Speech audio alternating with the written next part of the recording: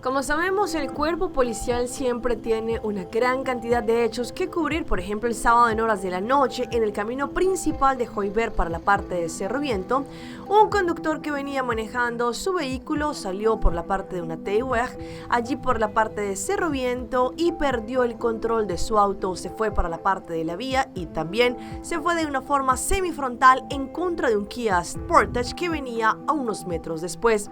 El impacto fue tan fuerte que ambos vehículos quedaron no solamente como pérdida total, sino que uno de los conductores le resultó levemente herido. La policía en el sitio conversó con testigos, quienes dieron las declaraciones a las autoridades de cómo ocurrió el accidente. La señora misma, que venía en el Kia Sportage, contó que ella estaba muy asustada al momento en que vio este vehículo venir en dirección en contra de ella. Después intentó hacer algunas maniobras, empezó allí a girar, sin embargo no logró ayudar para que de esta forma no impactara con su vehículo. El personal de la ambulancia controló a ambas personas en el sitio y también la policía de tráfico llegó para tomar los datos de este accidente.